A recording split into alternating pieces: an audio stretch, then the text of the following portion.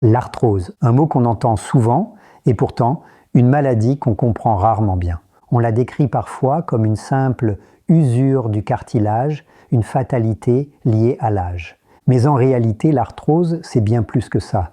C'est une maladie de l'ensemble de l'articulation. Pas seulement du cartilage, mais aussi de l'os, juste en dessous, de la membrane synoviale, des ligaments et même des tendons. Et contrairement à ce qu'on pense, ce n'est pas qu'un problème mécanique. Il existe aussi une vraie composante inflammatoire et nerveuse. Le cerveau peut amplifier les signaux de douleur, un peu comme s'il tournait le volume trop fort. C'est ce qu'on appelle la sensibilisation et c'est une clé pour comprendre pourquoi certaines douleurs d'arthrose sont parfois disproportionnées par rapport aux images qu'on voit sur la radiographie. Vieillir augmente le risque, bien sûr, mais ce n'est pas une fatalité. Deux personnes du même âge peuvent avoir des articulations très différentes. L'une peut avoir des genoux souples et presque pas de douleur, l'autre être limitée au quotidien. Ce qui fait la différence, ce sont nos habitudes, le poids, l'activité physique, les antécédents de blessures, la manière dont on bouge et même notre sommeil. Le diagnostic, lui, repose avant tout sur la clinique. Autrement dit, sur la discussion avec le patient et sur l'examen. Les radiographies servent surtout à confirmer et à évaluer la gravité. Et contrairement à certaines maladies inflammatoires, les analyses de sang sont souvent normales. Autrement dit, on peut avoir une arthrose bien présente, même avec des bilans parfaits. Alors, pourquoi certaines personnes développent de l'arthrose et pas d'autres ? Il y a bien sûr une part de génétique, mais aussi plusieurs facteurs qu'on peut influencer. L'un des plus importants, c'est le surpoids. Un excès de poids augmente la charge sur les articulations portantes comme les genoux et les hanches, mais aussi l'inflammation dans tout le corps. Et ce qui est intéressant, c'est que cette inflammation métabolique touche aussi des articulations qui ne portent pas le poids du corps, comme les doigts. Cela montre bien que l'arthrose n'est pas qu'une question de mécanique. Un autre facteur, souvent sous-estimé, c'est l'historique de blessures. Après une entorse grave, une rupture du ligament croisé antérieur ou une lésion du ménisque, le risque d'arthrose augmente avec le temps. Mais cela ne veut pas dire que tout est joué d'avance. Une bonne rééducation, un renforcement musculaire adapté et la reprise du mouvement peuvent largement limiter ce risque. Alors, parlons justement de la douleur. D'où vient-elle ? Le cartilage lui-même ne contient pas de nerfs. La douleur vient donc surtout des tissus voisins, la membrane synoviale, l'os sous-chondral, les ligaments. Quand ces tissus s'enflamment, ils envoient des signaux nerveux qui peuvent devenir hypersensibles avec le temps. Et le cerveau, parfois, garde en mémoire cette douleur. C'est pour ça que, même après une opération ou une prothèse, certaines personnes continuent de ressentir des douleurs alors que l'articulation a été remplacée. La cause n'est plus mécanique, mais nerveuse. C'est aussi pour ça que le mental, le sommeil et le stress jouent un rôle majeur. Mieux dormir, apprendre à relâcher la tension, gérer son stress, tout cela aide à baisser le volume du système nerveux et donc la douleur. Et le meilleur traitement, dans la majorité des cas, c'est le mouvement. Oui, bouger est un véritable médicament. Toutes les grandes sociétés scientifiques, l'EULAR, l'ORC, la Société française de rhumatologie, s'accordent là-dessus. L'activité physique régulière est le traitement de base de l'arthrose. Mais attention, il ne s'agit pas de forcer. L'idée, c'est de trouver la juste dose. Un peu de douleur à l'effort est acceptable tant qu'elle ne dépasse pas 2 ou 3 sur 10 et qu'elle disparaît dans les 24 heures. Bouger stimule la production de liquide synovial, nourrit le cartilage et renforce les muscles qui protègent l'articulation.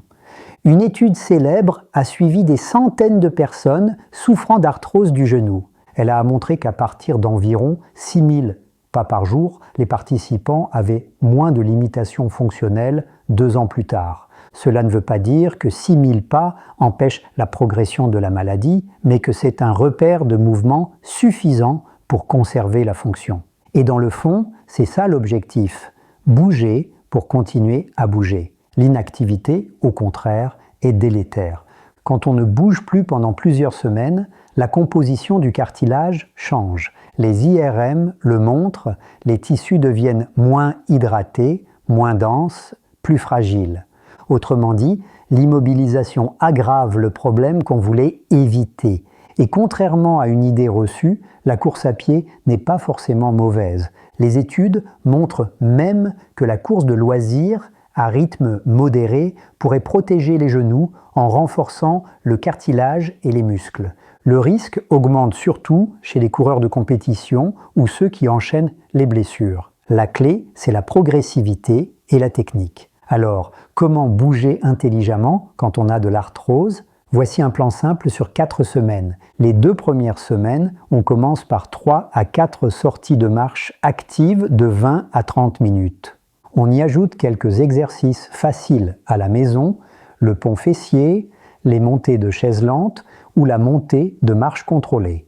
Les 2 semaines suivantes, on augmente doucement le volume, environ 5 à 6 000 pas par jour en moyenne, et on ajoute une séance de vélo ou de natation 2 fois par semaine. Si une douleur se réveille, on adapte pendant 1 jour ou 2, on met du froid, on allège un peu, puis on reprend. Ne pas bouger du tout est toujours pire. Et maintenant, parlons renforcement. Les muscles sont les meilleurs alliés des articulations.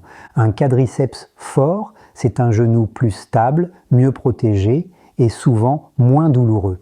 Les études le confirment. Les personnes qui conservent une bonne force musculaire ont de meilleurs résultats fonctionnels et souvent moins besoin de chirurgie à long terme. Alors comment faire ? Pas besoin de salle de sport. On peut commencer avec des exercices simples, assise sur une chaise, tendre doucement la jambe pour contracter le quadriceps et la maintenir 10 secondes, faire des chaises murales, dos au mur, genoux à angle droit, monter une marche lentement, puis redescendre en contrôlant ou encore travailler avec des élastiques autour des chevilles pour renforcer les hanches et les fessiers. 3 séries de 8 à 12 répétitions, 2 à 3 fois par semaine, suffisent au départ. Et petit à petit, le corps s'adapte. Bien sûr, il faut surveiller la technique. Un alignement correct du genou, une posture stable, une respiration fluide. En cas de doute, un kinésithérapeute peut vous guider sur quelques séances pour poser les bases. L'objectif, ce n'est pas de faire du muscle pour l'esthétique, c'est de redonner aux articulations les amortisseurs naturels qu'elles ont perdus. Mais le mouvement, à lui seul, ne suffit pas. L'alimentation joue un rôle majeur, et pas seulement par le poids. Une alimentation de type méditerranéen est celle qui revient le plus souvent dans les études.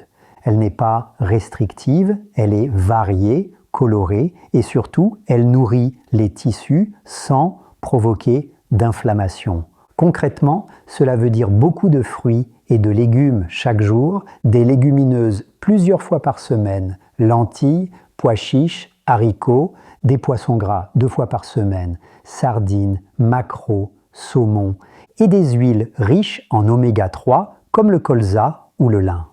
L'huile d'olive reste la base pour la cuisson et les assaisonnements. A l'inverse, on limite les produits ultra transformés, les charcuteries grasses, les fritures répétées et les sucres rapides. Ce n'est pas une mode, c'est du bon sens, soutenu par la science. Les fibres nourrissent le microbiote intestinal qui produit des substances anti-inflammatoires naturelles.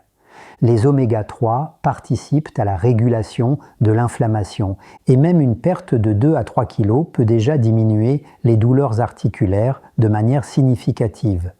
Voici quelques exemples de repas simples.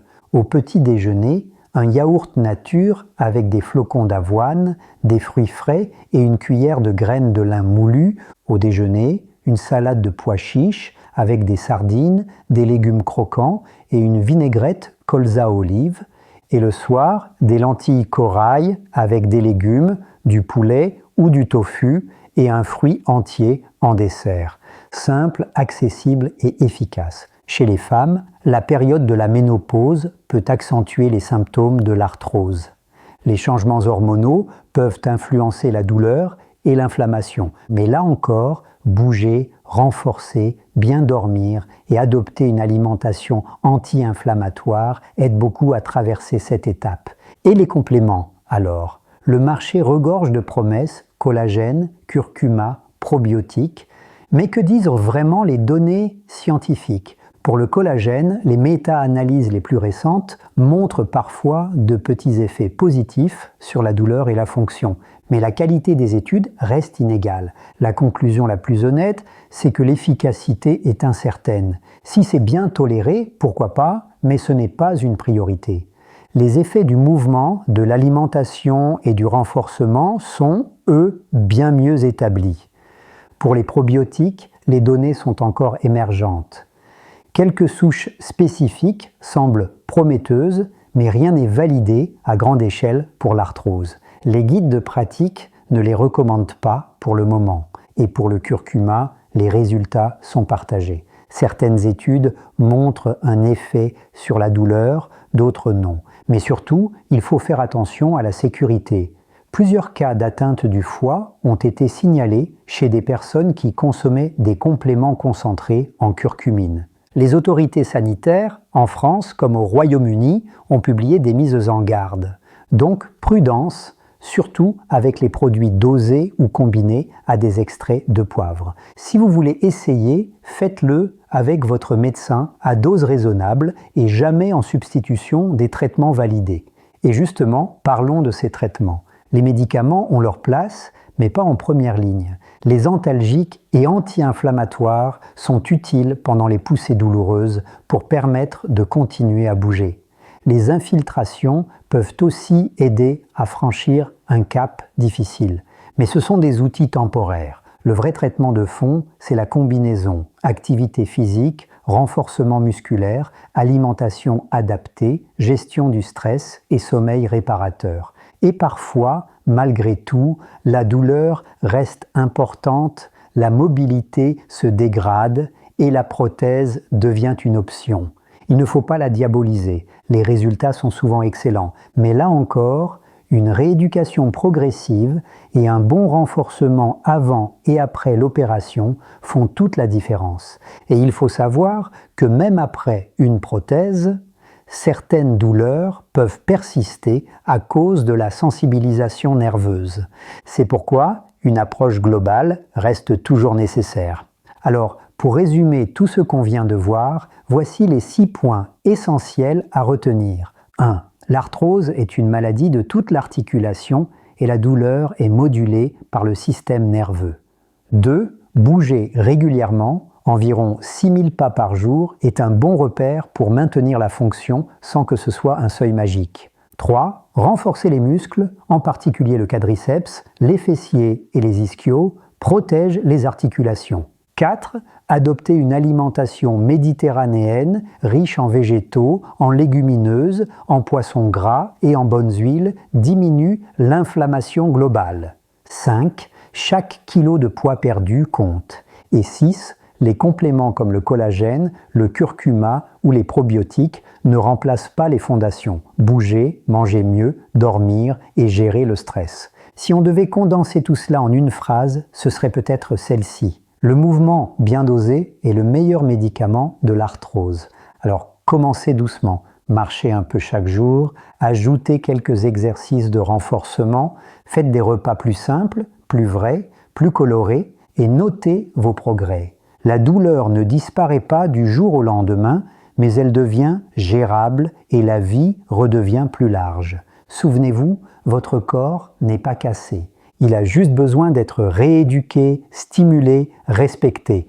L'arthrose n'est pas une punition du temps, c'est une invitation à bouger autrement. Prenez soin de vos articulations, de votre sommeil, de votre alimentation et de votre morale. Et si vous voulez aller plus loin, fixez-vous un petit défi pour les 4 prochaines semaines. Atteindre votre quota de pas, introduire 2 repas méditerranéens par jour et 2 séances de renforcement. Ce n'est pas grand-chose, mais c'est souvent le déclic qui change tout. Merci d'avoir pris le temps d'écouter cette vidéo. J'espère qu'elle vous aura donné des clés claires, réalistes et un peu d'élan pour reprendre confiance en votre corps. À bientôt et surtout, continuer à bouger, un pas à la fois,